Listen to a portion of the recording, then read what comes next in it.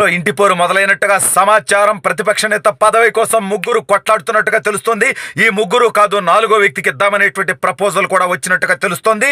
మరి ఏ ముగ్గురు వ్యక్తులు ప్రతిపక్ష నేత పదవి కోసం కొట్టుకుంటున్నారు, అసలు ఇంతటి లొక్కలొక్కలు ఇప్పుడు బీఆర్ఎస్ లో ఎందుకు బయటపడ్డాయి అనేది ఈ వీడియోలో వివరించబోయే ముందుగా ఇప్పటి వరకు మన ఛానల్ సబ్స్క్రైబ్ చేయని వాళ్ళు ఖచ్చితంగా సబ్స్క్రైబ్ చేయండి, మరో 10 మందితో చేయించండి. ఇక విషయానికి వస్తే, రేవంత్ రెడ్డి ముఖ్యమంత్రి కాడు కానేరడు అని గట్టిగా బలంగా నమ్మారు. అసలు తమ పార్టీ ఓడే పోదని చెప్పి చాలా అధికార మదంతో విర్రవీగారు బీఆర్ఎస్ పార్టీ నాయకులు. కేసీఆర్ దగ్గర నుంచి కేటీఆర్ దాకా తుత్తర మాటలు మాట్లాడారు, ఎన్నో మందిని అవమానించారు. అయితే మొత్తానికి టైం అటు నుంచి ఇటు తిరిగింది. రేవంత్ రెడ్డి ముఖ్యమంత్రిగా ప్రమాణ స్వీకారం చేయబోతున్నాడు. మరి ఇప్పుడు అంటే వీళ్ళ కుట్ర ఏంటంటే, కొంచెం సీట్లు అటు ఇటుకు వస్తే ఆ కాంగ్రెస్ పార్టీ ఎమ్మెల్యేలను కూడా కొందామని చెప్పి కూడా ఆల్రెడీ కొంత ఆట ఆడారు, గేమ్ ఆడారు. అయితే రేవంత్ రెడ్డి కూడా తెలివైనడేగా. సరే, మొత్తానికి కాంగ్రెస్ పార్టీ గెలిచింది. ఇప్పుడు కాంగ్రెస్లో లొక్కలొక్కలు జరుగుతాయి, దానివల్ల మనం బాగుపడదాం అనుకుంటే అన్ని కుర్చీ మాడతా పెట్టే రేవంత్ రెడ్డి సెడి చేసుకున్నాడు. తనే ముఖ్యమంత్రి. ఈ మధ్యలో ఎన్ని టైం పోసేవారలో ఎన్ని పక్కన పెట్టండి. అయితే ఇప్పుడు మరి ప్రతిపక్ష నేత ఎవడు? ప్రధాన ప్రతిపక్ష నేత సాధారణంగా అయితే కేసీఆర్ అవ్వాలి. కేసీఆర్ ఏమనుకుంటాడు, అరే భయ్ రేవంత్ నన్ను ఇంకా ఫుట్బాల్ ఆడుకుంటాడేమో ప్రతిపక్ష నేతగా ఉంటే, పరువు పోతుంది ఈ వయసులో, కాబట్టి మనం ఇంకా గౌరవప్రదంగా పక్కనున్నారా అని ఆలోచిస్తున్నట్టుగా తెలుస్తోంది. ఈరోపు హరీష్ రావు అందరికంటే సీనియర్ మోస్ట్ నేను, కేసీఆర్ తర్వాత ఈ పార్టీకి సర్వీస్ చేసింది నేను, కాబట్టి నాకు ఇయ్యాలే, ఇవ్వకుంటే నేను మింగేచ్చా, అది కూడా 10 మంది ఎమ్మెల్యేలను గుంప గుత్తగా తీసుకొని మింగేచ్చా కాంగ్రెస్ పార్టీలోకి అని చెప్పి బెదిరించాడట మామని. ఇక ఈ గ్యాప్లో కేటీఆర్ ఉన్నాడుగా, ఎట్టాగో అయిపోయింది ముసలోడని పని, మళ్ళీ ముఖ్యమంత్రి అవ్వాల్సిన నేనే, కాబట్టి ఇప్పుడు ప్రతిపక్ష నేతగా రేవంత్ రెడ్డి మీద నేను కొట్లాడతా, పైగా ఏజ్ గ్రూప్ కూడా సెట్ అవుతుంది, కాబట్టి నాకు ఇవ్వాల్సిందే, నువ్వు నాకు ఇవ్వకుంటే నేను ఒప్పుకోరు అని చెప్పి కేటీఆర్ కూడా వాళ్ళ బాపుతో గొడవ పడుతున్నట్టుగా జరుగుతుంది. లేకపోతే మందు ఎక్కువ తాగి ఏదో అయిందని చెప్పి ఫామ్ హౌస్లోనే నీ వ్యవహారం క్లోజ్ చేస్తా అని కూడా ఒకరివట సీరియస్గానే వార్నింగ్లు ఇస్తున్నట్టుగా తెలుస్తుంది. మనకి తెలుస్తాయిగా.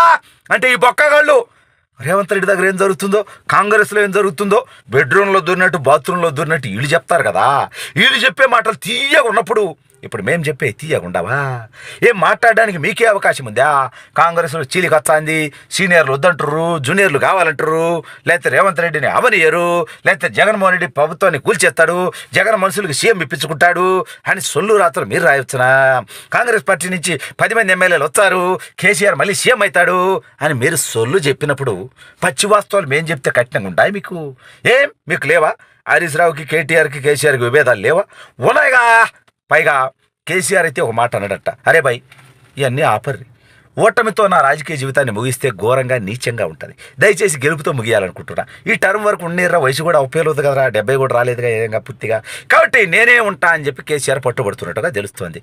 ఈ మధ్యలో అసలు మీరు కొట్లాడుకోవద్దురా భయ్, మీరు ఎవరున్నా ఇక్కడ కొట్లాట అవుతుంది, పంచాయతీ అవుతుంది, కాబట్టి ఎస్సీని ఎట్లాగో ముఖ్యమంత్రిని చేయలేకపోయినాం, గతంలో హామీ ఇచ్చినాం, కాబట్టి ఇప్పుడు పైగా రేవంత్ రెడ్డి మీద పోరాటానికి ఎస్సీని పెడితే ఒక్కరివట బాగుంటుంది, మనం ఏదో క్యాస్ట్ ఈక్వేషన్లో కూడా మడత పెట్టే కార్యక్రమం చేద్దాం, కాబట్టి కడియం శ్రీయర్కి ఇవ్వాలని చెప్పి ఒక ప్రపోజల్ కూడా మార్కెట్లో నడుస్తున్నట్టుగా తెలుస్తుంది.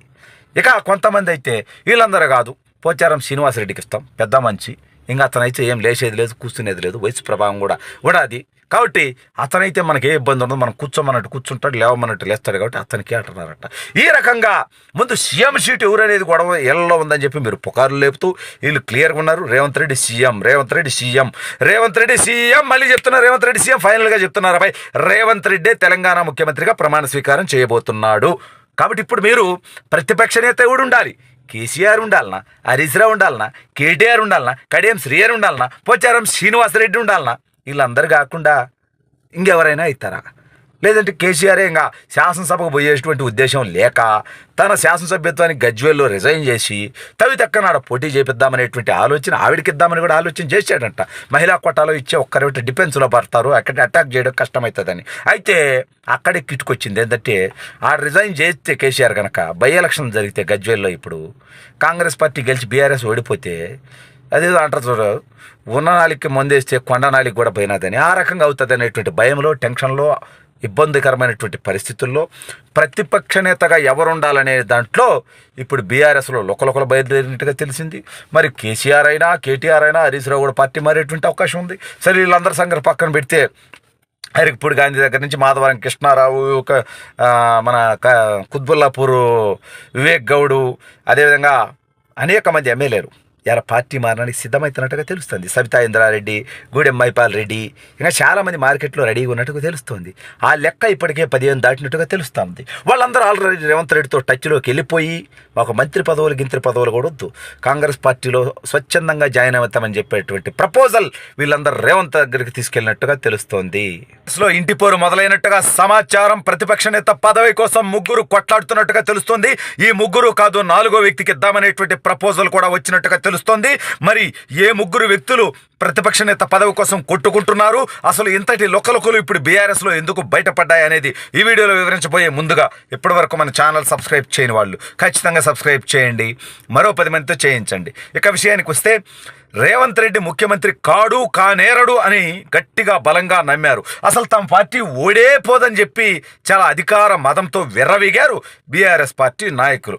కేసీఆర్ దగ్గర నుంచి కేటీఆర్ దాకా తుత్తర మాటలు మాట్లాడారు, ఎన్నో మందిని అవమానించారు. అయితే మొత్తానికి టైం అటు నుంచి ఇటు తిరిగింది. రేవంత్ రెడ్డి ముఖ్యమంత్రిగా ప్రమాణ స్వీకారం చేయబోతున్నాడు. మరి ఇప్పుడు అంటే వీళ్ళ కుట్ర ఏంటంటే, కొంచెం సీట్లు అటు ఇటుకు వస్తే ఆ కాంగ్రెస్ పార్టీ ఎమ్మెల్యేలను కూడా కొందామని చెప్పి కూడా ఆల్రెడీ కొంత ఆట ఆడారు, గేమ్ ఆడారు. అయితే రేవంత్ రెడ్డి కూడా తెలివైనడేగా. సరే, మొత్తానికి కాంగ్రెస్ పార్టీ గెలిచింది. ఇప్పుడు కాంగ్రెస్లో లొక్కలొక్కలు జరుగుతాయి, దానివల్ల మనం బాగుపడదాం అనుకుంటే అన్ని కుర్చీ మాడతా పెట్టే రేవంత్ రెడ్డి సెడి చేసుకున్నాడు. తనే ముఖ్యమంత్రి, ఈ మధ్యలో ఎన్ని టైం పాస్ ఎవరలో ఎన్ని పక్కన పెట్టండి. అయితే ఇప్పుడు మరి ప్రతిపక్ష నేత ఎవడు? ప్రధాన ప్రతిపక్ష నేత సాధారణంగా అయితే కేసీఆర్ అవ్వాలి. కేసీఆర్ ఏమనుకుంటాడు, అరే భయ్ రేవంత్ నన్ను ఇంకా ఫుట్బాల్ ఆడుకుంటాడేమో ప్రతిపక్ష నేతగా ఉంటే, పరువు పోతుంది ఈ వయసులో, కాబట్టి మనం ఇంకా గౌరవప్రదంగా పక్కనున్నారా అని ఆలోచిస్తున్నట్టుగా తెలుస్తోంది. ఈరోపు హరీష్ రావు అందరికంటే సీనియర్ మోస్ట్ నేను, కేసీఆర్ తర్వాత ఈ పార్టీకి సర్వీస్ చేసింది నేను, కాబట్టి నాకు ఇయ్యాలే, ఇవ్వకుంటే నేను మింగేచ్చా, అది కూడా 10 మంది ఎమ్మెల్యేలను గుంప కొత్తగా తీసుకొని మింగేచ్చా కాంగ్రెస్ పార్టీలోకి అని చెప్పి బెదిరించాడట మామని. ఇక ఈ గ్యాప్లో కేటీఆర్ ఉన్నాడుగా, ఎట్టాగో అయిపోయింది ముసలోడని పని, మళ్ళీ ముఖ్యమంత్రి అవ్వాల్సిన నేనే, కాబట్టి ఇప్పుడు ప్రతిపక్ష నేతగా రేవంత్ రెడ్డి మీద నేను కొట్లాడతా, పైగా ఏజ్ గ్రూప్ కూడా సెట్ అవుతుంది, కాబట్టి నాకు ఇవ్వాల్సిందే నువ్వు, నాకు ఇవ్వకుంటే నేను ఒప్పుకోరు అని చెప్పి కేటీఆర్ కూడా వాళ్ళ బాపుతో గొడవ పడుతున్నట్టుగా తెలుస్తుంది. లేకపోతే మందు ఎక్కువ తాగి ఏదో అయిందని చెప్పి ఫామ్ హౌస్లోనే నీ వ్యవహారం క్లోజ్ చేస్తా అని కూడా ఒకరివట సీరియస్గానే వారిని నిలుస్తున్నట్టుగా తెలుస్తుంది. మనకి తెలుస్తాయిగా. అంటే ఈ బొక్కగాళ్ళు రేవంత్ రెడ్డి దగ్గర ఏం జరుగుతుందో, కాంగ్రెస్లో ఏం జరుగుతుందో, బెడ్రూమ్లో దూరినట్టు బాత్రూంలో దూరినట్టు వీళ్ళు చెప్తారు కదా, వీళ్ళు చెప్పే మాటలు తీయగా ఉన్నప్పుడు ఇప్పుడు మేము చెప్పే తీయకుండావా? ఏం మాట్లాడడానికి మీకే అవకాశం ఉందా? కాంగ్రెస్లో చీలికి వస్తుంది, సీనియర్లు వద్దంటారు, జూనియర్లు కావాలంటారు, లేకపోతే రేవంత్ రెడ్డిని అవనియరు, లేకపోతే జగన్మోహన్ రెడ్డి ప్రభుత్వాన్ని కూల్చేస్తాడు, జగన్ మనుషులకి సీఎం ఇప్పించుకుంటాడు అని సొల్లు రాత్రులు మీరు రాయొచ్చునా? కాంగ్రెస్ పార్టీ నుంచి 10 మంది ఎమ్మెల్యేలు వచ్చారు, కేసీఆర్ మళ్ళీ సీఎం అవుతాడు అని మీరు సొల్లు చెప్పినప్పుడు పచ్చి వాస్తవాలు మేము చెప్తే కఠినంగా ఉంటాయి మీకు? ఏం మీకు లేవా? హరీష్ రావుకి, కేటీఆర్కి, కేసీఆర్కి విభేదాలు లేవా? ఉన్నాయిగా. పైగా కేసీఆర్ అయితే ఒక మాట అన్నాడట, అరే భయ్ ఇవన్నీ ఆపర్రి, ఓటమితో నా రాజకీయ జీవితాన్ని ముగిస్తే ఘోరంగా నీచంగా ఉంటుంది, దయచేసి గెలుపుతో ముగియాలనుకుంటున్నా, ఈ టర్మ్ వరకు ఉండేరా, వయసు కూడా ఉపయోగలేదు కదరా, 70 కూడా రాలేదుగా ఏదంగా పూర్తిగా, కాబట్టి నేనే ఉంటా అని చెప్పి కేసీఆర్ పట్టుబడుతున్నట్టుగా తెలుస్తుంది. ఈ మధ్యలో అసలు మీరు కొట్లాడుకోవద్దురా భయ్, మీరు ఎవరున్నా ఇక్కడ కొట్లాట అవుతుంది, పంచాయతీ అవుతుంది, కాబట్టి ఎస్సీని ఎట్లాగో ముఖ్యమంత్రిని చేయలేకపోయినాం, గతంలో హామీ ఇచ్చినాం, కాబట్టి ఇప్పుడు పైగా రేవంత్ రెడ్డి మీద పోరాటానికి ఎస్సీని పెడితే ఒక్కరివట బాగుంటుంది, మనం ఏదో క్యాస్ట్ ఈక్వేషన్లో కూడా మడత పెట్టే కార్యక్రమం చేద్దాం, కాబట్టి కడియం శ్రీయర్కి ఇవ్వాలని చెప్పి ఒక ప్రపోజల్ కూడా మార్కెట్లో నడుస్తున్నట్టుగా తెలుస్తుంది.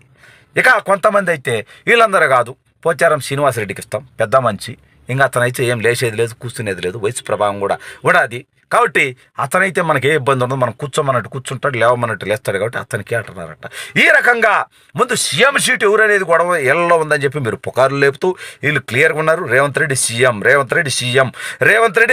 మళ్ళీ చెప్తున్నారు, రేవంత్ రెడ్డి సీఎం ఫైనల్గా చెప్తున్నారు, అబ్బాయి రేవంత్ రెడ్డి తెలంగాణ ముఖ్యమంత్రిగా ప్రమాణ స్వీకారం చేయబోతున్నాడు. కాబట్టి ఇప్పుడు మీరు ప్రతిపక్ష నేత ఎవడు ఉండాలి? కేసీఆర్ ఉండాలనా, హరీష్ రావు ఉండాలనా, కేటీఆర్ ఉండాలనా, కడియం శ్రీయర్ ఉండాలనా, పోచారం శ్రీనివాసరెడ్డి ఉండాలనా? వీళ్ళందరూ కాకుండా ఇంకెవరైనా అవుతారా? లేదంటే కేసీఆరే ఇంకా శాసనసభకు పోయేటువంటి ఉద్దేశం లేక తన శాసనసభ్యత్వానికి గజ్వేల్లో రిజైన్ చేసి తవితక్కనాడ పోటీ చేపిద్దామనేటువంటి ఆలోచన ఆవిడకిద్దామని కూడా ఆలోచన చేశాడంట. మహిళా కోటాలో ఇచ్చే ఒక్కరైతే డిఫెన్స్లో పడతారు, అక్కడ అటాక్ చేయడం కష్టమవుతుందని. అయితే అక్కడే కిట్టుకొచ్చింది ఏంటంటే ఆ రిజైన్ చేస్తే కేసీఆర్ కనుక బై ఎలక్షన్ జరిగితే గజ్వేల్లో ఇప్పుడు కాంగ్రెస్ పార్టీ గెలిచి బీఆర్ఎస్ ఓడిపోతే అదేదో అంటారు చూడు, ఉన్న నాలికి మందేస్తే కొండ నాలికి కూడా పోయినదని, ఆ రకంగా అవుతుంది అనేటువంటి భయంలో, టెన్షన్లో, ఇబ్బందికరమైనటువంటి పరిస్థితుల్లో ప్రతిపక్ష నేతగా ఎవరు ఉండాలనే దాంట్లో ఇప్పుడు బీఆర్ఎస్లో లోకలోకలు బయలుదేరినట్టుగా తెలిసింది. మరి కేసీఆర్ అయినా కేటీఆర్ అయినా హరీష్ రావు కూడా పార్టీ మారేటువంటి అవకాశం ఉంది. సరే వీళ్ళందరి సంగతి పక్కన పెడితే అరికపూడి గాంధీ దగ్గర నుంచి మాధవరం కృష్ణారావు, మన కుత్బుల్లాపూర్ వివేక్ గౌడు, అదేవిధంగా అనేక మంది ఎమ్మెల్యేలు ఇలా పార్టీ మారడానికి సిద్ధమవుతున్నట్టుగా తెలుస్తుంది. సబితా ఇంద్రారెడ్డి, గూడెం మైపాల్ రెడ్డి, ఇంకా చాలామంది మార్కెట్లో రెడీగా ఉన్నట్టుగా తెలుస్తుంది. ఆ లెక్క ఇప్పటికే 15 దాటినట్టుగా తెలుస్తుంది. వాళ్ళందరూ ఆల్రెడీ రేవంత్ రెడ్డితో టచ్లోకి వెళ్ళిపోయి ఒక మంత్రి పదవులు గింత్రి పదవులు కూడా వద్దు, కాంగ్రెస్ పార్టీలో స్వచ్ఛందంగా జాయిన్ అవుతామని చెప్పేటువంటి ప్రపోజల్ వీళ్ళందరూ రేవంత్ దగ్గరికి తీసుకెళ్ళినట్టుగా తెలుస్తోంది.